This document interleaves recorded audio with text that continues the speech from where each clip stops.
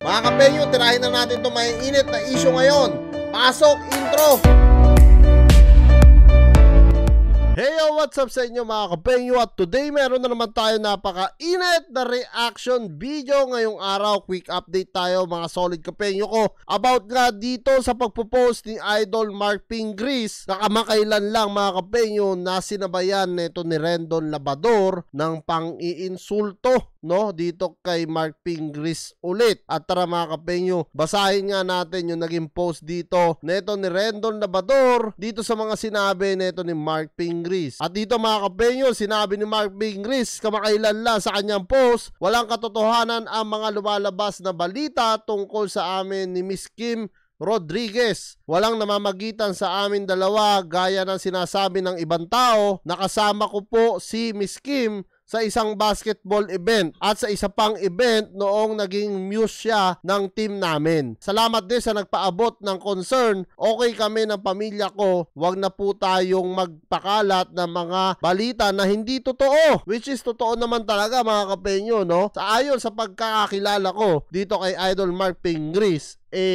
mukhang hindi naman po, no, babaero etong si Pingris. Kasi kung talagang gustong mambabae ni Pingris, matagal na mga kapenyo, no? At matagal nang may mga issue to na lumalabas sana noon pa. Alam naman natin sa social media mga kapenyo, madali na kasing gumawa ng issue ngayon dito sa totoo lang. At dito mga kapenyo, sinabi rin ni Mark Pingris pa, humihingi po kami ng respeto para hindi madamay ang mga anak namin ni Danica. Salamat po at God bless. Totoo naman mga kapenyo, no, dito wala naman pong sinasabi si Mark Pingris na hindi maganda kahit kanino man. Na kung saan humihingi lang po ng respeto or katahimikan etong si Mark Pingris, lalong-lalo na sa kanyang pamilya dahil nga yung mga anak niya malalaki na which is ayaw niyang madamay talaga dito sa mga issue sa social media. At dito mga kapenyo, ito yung sinasabi ko nga sa inyo na talagang biglang bumanat etong si Rendon Labrador dito kay Mark Pingris. Akala ko tapos na itong issue na to, pero talagang ayaw pang tumigil neto ni Labrador, ni Rendon Labrador mga kapenyo, no?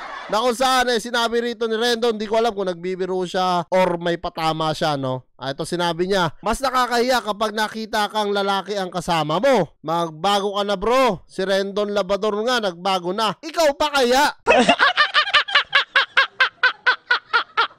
No? Ano bang dapat ipagbago nito ni Mark Pingris? Wala naman kasi wala naman siya naging babae. Real talk ito hindi ko kinakampihan si Idol Mark Pingris hindi porke may pinagsamahan kami kakampihan ko siya. Syempre doon lang tayo sa tama na kung saan wala naman ako nakikitang mali na ginawa ni Mark Pingris.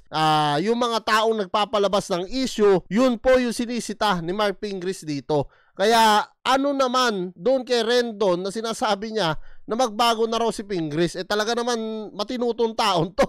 Hindi naman ganun na katulad mo to, Rendon.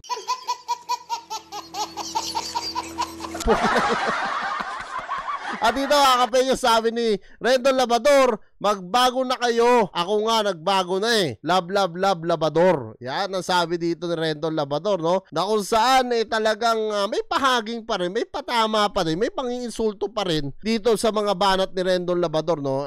Kahit pa sabihin natin na sinabi lang niya, pero syempre kay Mark Pingris iba yung dating niyan dahil alam naman natin dati silang may beef. At dito mga kapenyo, nag-comment din nga si Jonarens Jacob. At dito sinabi ni Rendon ulit sa kanya, sumama ka kasi sa akin, Pingris, para magpakabait na tayo.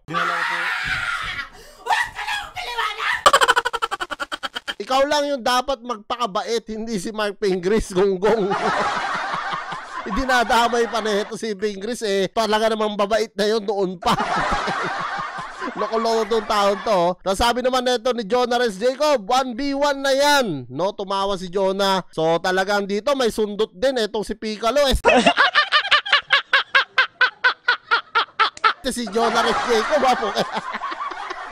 sumusundot din ng pang-aasar pero wala naman ibig sabihin si Jonarens dito. Para nga kay Jonah siguro, kung sakali man na magkatuluyan yun noon na pinapangarap ng lahat noon na magka 1v1 nga itong si Rendon. Kasi alam naman natin, hinamon ni Pingris dati to si Rendon kahit nga 10M, no? Sinabi pa niya ni Rico Milehopper, pero umayaw nga, no, etong si Rendon Labrador at hindi niya nilabanan etong si Ping Gris. So siguro dito, no, total nakakapag-ensayo na rin etong si Rendon. Baka sakali naman Rendon, no, baka matuloy yung 1v1 nyo, baka dito pumalag ka na kay Ping Gris. So anyway mga kapenyo, ano ang masasabi nyo dito sa napakainit na mensahe na naman at pahaging ni Rendon Labrador kay Mark Ping Gris? Comment nyo na lang down below lahat ng mga opinion nyo mga kapenyo at lahat-lahat po yan mabasa ko. At syempre bago ko tapusin itong reaction video ko mga kapenyo, nais ko lang palang i-promote mga kapenyo etong tropa natin na nagbebenta ng mga cups, no, dito sa Taiwan. Mga legit cups to mga kapenyo, mga